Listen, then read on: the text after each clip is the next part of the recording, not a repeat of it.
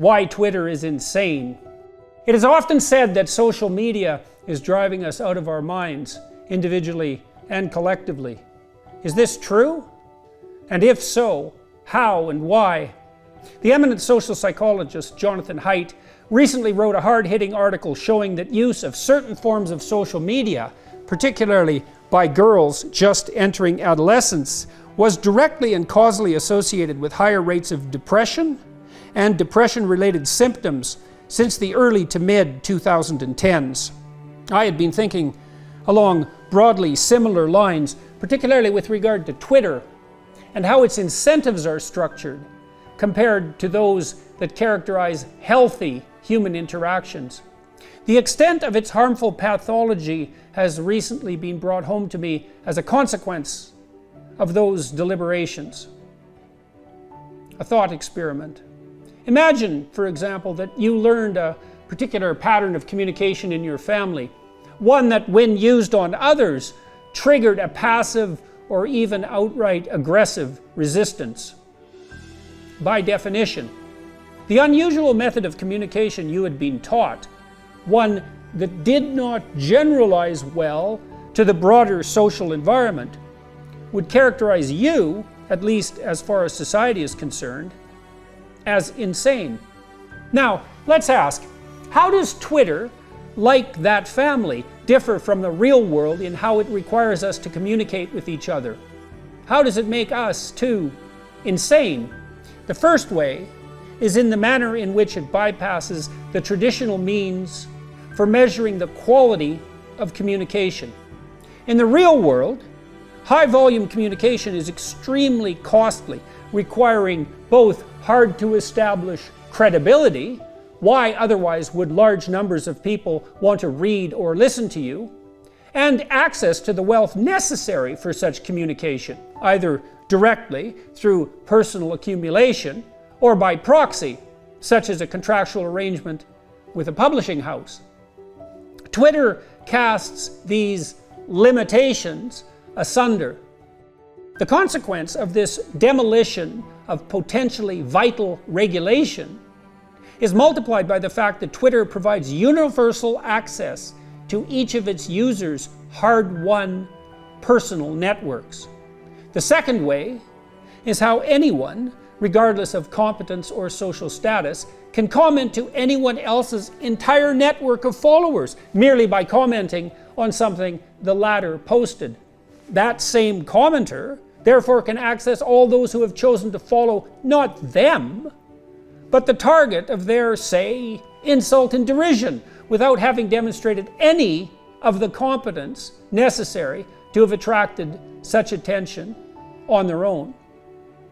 This democratization of communication enables a parasitism completely divorced from competence. It massively inflates noise relative to signal, bypassing all the screening mechanisms that have been so painstakingly developed to shield us from incessant racket in the real world. The third way Twitter breaks the norms of standard human interaction is the zero cost and even potential benefit it imposes on those who engage in flagrant ethical misconduct. It facilitates the implied moral elevation that accrues to the accuser, who adopts the position of virtuous judge merely by formulating an accusation, however vague, ill-founded, and scurrilous. In the same vein, there is no cost for insults, ad hominem attacks, and provocative statements. Incitement, in other words. People can hide behind their anonymity as well and act, if possible, even more brazenly. Too often, therefore, the medium stimulates a reactive rage, as it denies even to competent users two of the main privileges traditionally granted to them: the presumption of innocence and the right and ability to engage in effective self-defense. The mob can say anything at all about you or your thoughts online, despite your hard-earned reputation. and there is nothing you can do about it.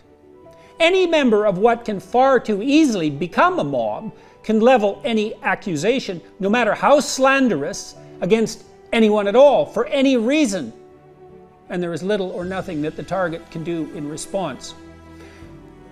Perhaps most worrisome of all is the fact that this incited rage bleeds over into the real world. All the impotent anger generated is externalized away from the social network and dispersed.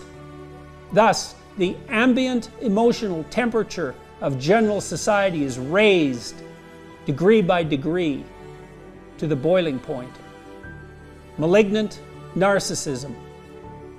We know this instinctively, but it would be easy to test. An ambitious PhD student, in case one's listening, could expose one group to Twitter for half an hour, another randomly established to another social media network, and a third, if desired, to a reading task.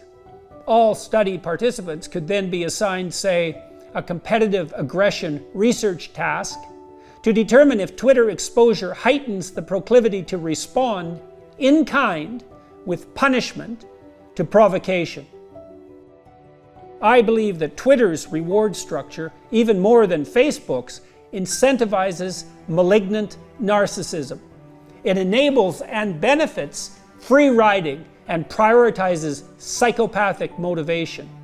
And it garners disproportionate attention in doing so, capitalizing on the attractiveness of outrageous behavior, while externalizing all the associated and inevitable costs to the innocent, broader society. This is the psychological equivalent of the tragedy of the commons, the psychological equivalent to pollution of the air we all breathe. I recently spoke about all this to the author of the article I mentioned previously, psychologist Jonathan Haidt, and on the same email string to Steven Pinker, the eminent cognitive psychologist. How did my psychologist colleagues react? Haidt noted that Twitter indeed cuts the link between, quote, competence or value creation and prestige/reward. Pinker likewise observed, quote, the contrast between Twitter and face-to-face communication is profound.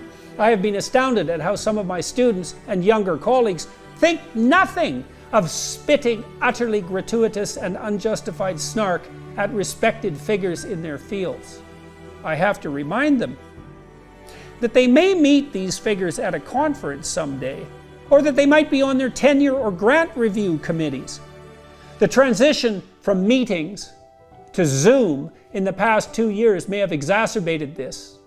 But I suspect the main enabler is the sense that their reference group is their Twitter same-age peers, and that they don't have cues reminding them they're part of a multi-generational community.